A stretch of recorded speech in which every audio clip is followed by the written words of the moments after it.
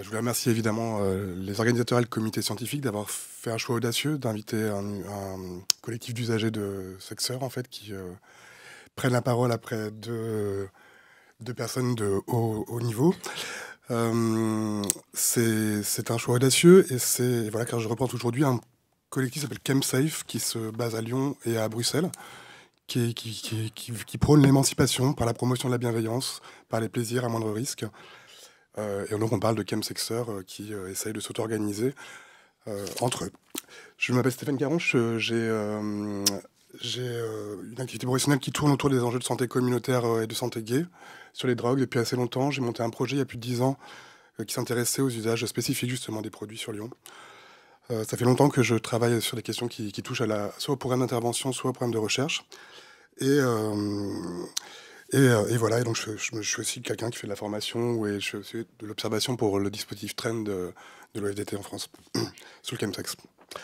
Je voulais dire que cette présentation est difficile et qu'elle me donne une certaine pression, une pression vis-à-vis des intervenants qui sont avant, une pression aussi parce que j'essaie d'être à la hauteur de mes amis qui sont là, enfin qui me regardent. Je pense à Nika, Fifi, Nathan, qui malheureusement sont décédés cette année, du chemsex, qui me regardent quelque part et qui me pousse aussi à prendre les devants pour essayer de faire en sorte que les autres ne meurent plus. Voilà.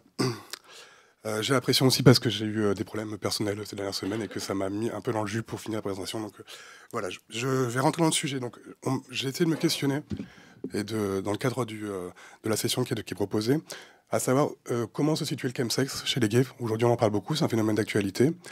Et de répondre à la question de savoir si c'était un épiphénomène ou plutôt un phénomène qui allait être en développement ou les prémices d'une tendance émergente, comme je le dis. Pour vous dire un petit peu mon plan, je vais d'abord définir le sujet qui n'est pas si simple, parce que du coup, on en parle beaucoup, mais c'est vrai qu'on ne parle pas de la même chose. Expliquer pourquoi on le voit le plus aujourd'hui, essayer de tenter d'expliquer qu'est-ce qui rend visible le phénomène. Est-ce qu'il est en augmentation, a priori voir ce qu'il révèle, en fait, ce qu'il dit de la société, de la culture gay. Et puis, tenter de répondre à la question de comment le chemsex peut se développer au long demain.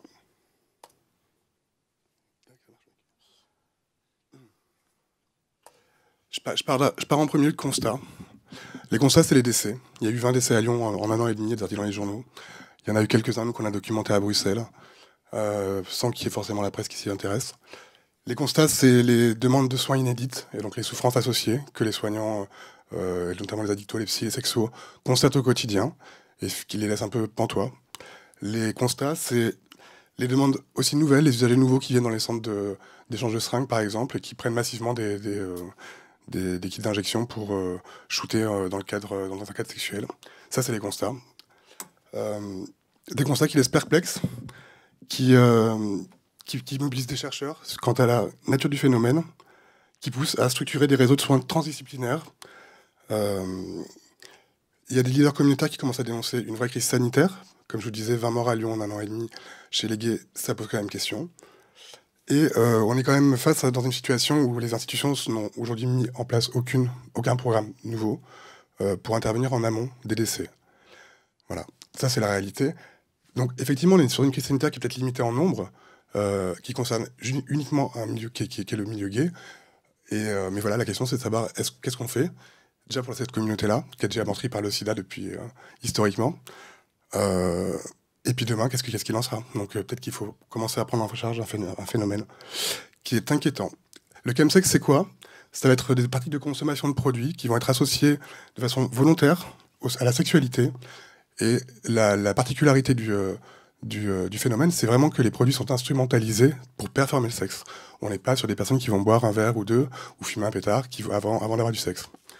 On est vraiment là sur des produits qui sont spécifiques, on va recouper ce que disait Jean-Pierre Coutreau juste avant. On va rechercher de la performance, du lâcher-prise, des sensations intenses, et de l'altérité aussi. On va utiliser des produits en fait pour se dépasser. Et aujourd'hui, en fait, le chemsex, ça concerne particulièrement des stimulants en pathogènes, type catinone, nouveau produit de synthèse, ou plus qu'on connaît mieux comme des amphétamines. Ça concerne du cristal, de la tina, comme on appelle ça, la méthamphétamine, en fait, qui est assez décrite dans la littérature, et qu'on connaît pour être particulièrement à la fois addictive et aussi avec des impacts sur le corps très forts et très rapides, qui dégradent la santé mentale, la santé physique. Plus après le GHB-GBL qui fait aussi son grand retour. En fait, il a jamais été, il a jamais été le milieu gay, mais on en parle de plus en plus, notamment parce que peut-être que les gens ne savent plus aussi bien l'utiliser qu'avant. C'est une question.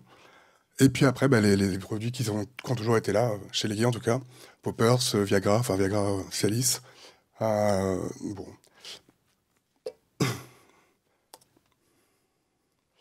Le chemsex nous parle de notre époque en fait. Pourquoi? Le chemsex est visible aujourd'hui. En fait, il est visible simplement parce que l'usage augmente chez les gays et que les souffrances, c'est les souffrances qui sont visibles, c'est pas l'ensemble du phénomène. Et si le chemsex a pris une telle ampleur, c'est parce que se situe vraiment à l'interface de différentes choses qui caractérisent notre époque, notamment la digitalisation des rapports socio-affectifs. C'est-à-dire que pour se rencontrer maintenant, il est facile d'afficher par voie digitale nos consommations de drogue, nos préférences sexuelles. Ça, c'est ce que ça entend. Il est lié à la géolocalisation des partenaires qui permet, là encore, de multiplier les rencontres potentielles ou les faciliter. C'est lié aussi à l'apparition de ces produits de synthèse qui ont des effets sur la libido. Je pense au catinone, je pense au cristal. Ça dit des choses aussi de l'accès aux produits, évidemment, parce que aujourd'hui, la façon de se procurer du produit a changé.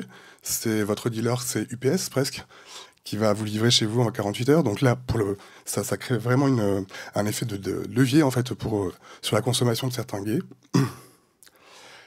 C'est des produits qui sont peu chers, donc là aussi, il y a la question de la précarité qui se joue. Et je pense que ça croise aussi une sexualité chez les gays qui est plus libérée aussi aujourd'hui pour des raisons de transformation des modes de prévention. L'arrivée de la PrEP, donc se protéger avec des antirétroviraux pour les séronégatifs, le traitement qui permet de ne plus transmettre. Et aujourd'hui, c'est des acquis, en fait, c'est des acquis communautaires. Et je pense que le chemsex se met en place aussi dans un cadre de libération assumée d'une sexualité où on lâche prise, quoi. Le chemsex, c'est un mouvement qui est dynamique, c'est ça qu'il faut comprendre. On n'est plus ce qui avait été décrit il y a quelques années en Angleterre ou en France, où les sexeurs, c'était des personnes essentiellement séropositives, c'est plus le cas. C'est un mouvement qui, en 5-6 ans, a énormément évolué, qui varie en fait en fonction de spécificités locales, mais aussi d'un contexte global. C'est un phénomène qui est éminemment complexe et qui est dur à cerner. Et en fait, c'est plus qu'un phénomène, parce que le phénomène, finalement, c'est ce qu'on essaie Enfin, c'est vrai qu'on l'appelle quand on ne connaît pas trop le truc. C'est un mouvement culturel chez les gays. C'est une sous-culture.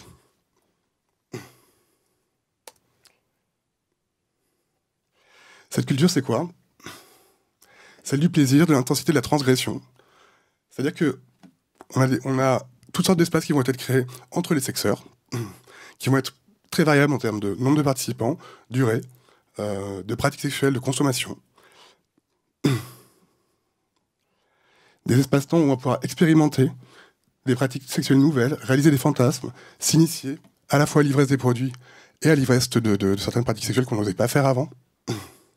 Ces espaces de transgression où on va repousser nos limites jusqu'à s'enivrer du risque et même certains être dans des délires mortifères. C'est des espaces où le désir des substances circule en autant de raisons d'amitié sexuelle inédite, où il affecte entre amants, unis dans la défense. Je trouve que c'est une belle façon de définir le chemsex. Voilà, le chemsex, c'est un mécanisme qui est attrayant à la base. Pour les personnes, leur entrée est motivée par la sexualité, et ça provoque en fait des expériences très fortes et un lâcher prise. Et comme on le voit juste après, tac, on a toutes les conditions réunies pour minimiser les risques, pour les nier en fait, notamment ceux liés à la consommation de drogue. Et donc on se retrouve au final avec un public qui n'avait pas connaissance des drogues ou des usages festifs, voire aucun usage de drogue, qui a un plaisir très intense dans les premières relations socio-affectives qu'il va avoir avec d'autres sexeurs, en consommant des drogues. Et là, tous les repères sont perdus. Du coup, on a tout un contexte qui est propice à ce qu'on ait des usages vraiment avec des risques élevés. Et que ce soit les experts qui vont initier les autres à l'injection ou autres, autoproclamés qui en fait n'ont pas forcément la finalité, pour eux n'est pas forcément un usage à moindre risque, c'est la sexualité qui est promise en fait par l'autre. Donc ça crée en fait des biais. On a inventé une terminologie spécifique sur le chemsex qui s'appelle chemsex, c'est déjà un mot qui est spécifique en soi, mais Tina, Crystal, Plug, Slam, Kems. Voilà, ça c'est les conditions qui sont structurelles et qui vraiment concourent à des risques importants. Ensuite, on a évidemment ce qui est beaucoup plus décrit c'est tout ce qui est descente aux enfers.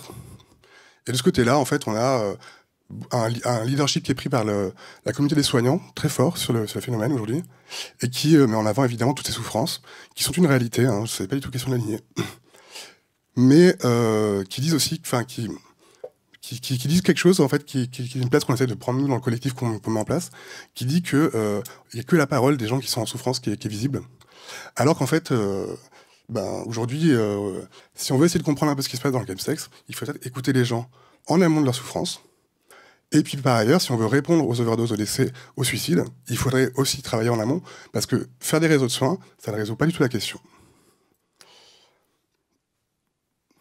Comme j'illustre un petit peu, on a aussi un phénomène qui est éminemment complexe par rapport à une nouvelle donnée qui intervient dans le triangle dont on parlait, qui est le parcours sexuel, en fait. La sexualité en tant que telle, mais la sexualité, c'est pas un objet unique, c'est quelque chose qui est lié à du passé, du présent, des désirs, enfin, c'est très complexe. Donc, on a vraiment un phénomène global qui est compliqué même pour répondre aux souffrances qui sont exprimées. Et donc, du coup, d'où l'enjeu de structurer des réseaux de soins nécessaires, mais ça fait pas tout. Je bois un petit peu.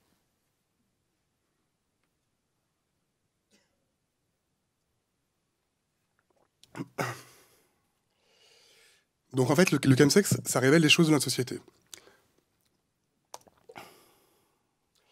Je vais peut-être assez vite pour pas dépasser trop mon temps, mais on a une communauté des gays qui est historiquement chimique.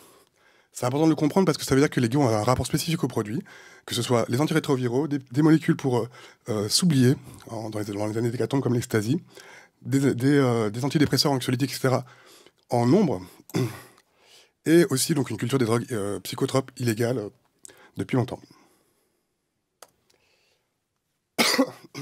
Le chemsex, en fait, ça va répondre à ce qu'on voyait tout à l'heure et ce que disait Jean-Pierre Coutron, à des logiques de consommation relativement classiques.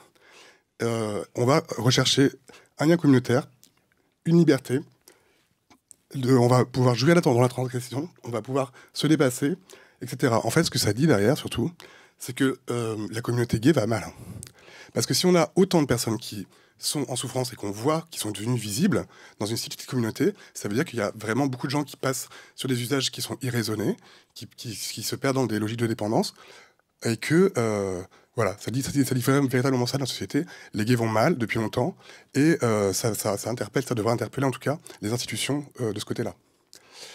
Ça dit aussi que une tendance émergente qui est visible en fait depuis peu de temps, peut être très rapide aujourd'hui. Et ça dit, à mon avis, quelque chose d'intéressant sur la projection du phénomène sur d'autres types de publics.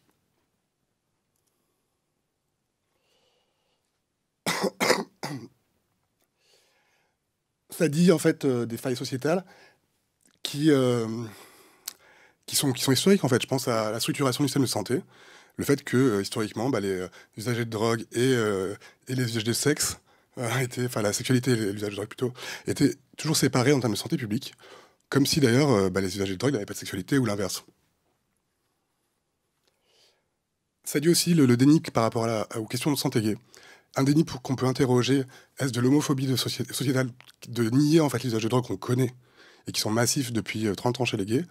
On a toutes les données scientifiques pour le voir. Est-ce que c'est donc de l'homophobie de ne pas vouloir considérer ça, ou est-ce que à l'inverse, c'est justement on va pas stigmatiser les homos parce qu'ils ont déjà eu le sida et que du coup on va essayer d'avoir une sorte de tolérance, ou en tout cas on s'est masqué en fait par rapport aux consommations qui étaient visibles. Et je pense que le chemsex aujourd'hui, c'est un peu une conséquence du fait qu'on n'ait pas voulu regarder avant. Voilà, ce que tu as dit aussi, ça parle de prohibition, parce que la transgression, c'est lié à la prohibition. Donc si on essayait de remettre en place des modèles qui soient plus tolérants, de décriminalisation de l'usage au moins, pour ne pas parler de légalisation, je pense qu'on réglerait une partie du problème. Voilà, ça parle de notre société 2.0. Et là, pour essayer de répondre un peu à la question d'un éventuel mouvement qui serait une tendance émergente qui irait au-delà des gays. Je pense que du coup, là, on sait très bien que dans le cadre des rapports hétérosexuels, les applis de drague, par exemple, prennent une ampleur considérable. Tout ce qui est culte du corps, esthétisme, c'est des choses qui aujourd'hui impactent l'ensemble de la société aussi. Donc c'est ce besoin de performance qu'on va devoir avoir pour faire du sexe. Euh, donc voilà, donc quelques éléments pour essayer de répondre à la question. Comment on fait face au chemsex maintenant? Prendre de la hauteur de vue, si c'est possible. Bon, ma conclusion, c'est de dire que le chemsex, c'est pas un phénomène chez les gays. Aujourd'hui, c'est une culture. Et que les gays vont mal et que ça s'inscrit là-dedans. Ça veut pas dire que tous les usagers qui font du chemsex vont mal. Je pense que j'en suis la preuve, même si je suis un peu stressé. Mais... Mais je veux dire, voilà. Et la question, elle est au-delà des gays. Sur la génération qu'on appelle millénium, aujourd'hui, moi, j'ai lu différents articles autour de ça qui montrent à quel point ils sont perdus dans leur sexualité. Je veux dire, ils savent plus draguer. Et ça, c'est directement lié au porno, par exemple, enfin aux images sexualisées, au porno en particulier. C'est lié aux applications de drague. Enfin, ils sont en train de se réinventer, eux aussi, un mode de relation socio-affectif propre. Et du coup, ça les perturbe. Ça, c'est un truc voilà, qui est assez documenté, il me semble. Du coup, sur cette base-là, là, on revient vraiment sur des choses que les gays ont exprimées. Et donc, du coup, qui a créé, qui est une des explications pour avoir un recours à, je sais pas, une pilule pour s'oublier, une pilule pour bander, enfin...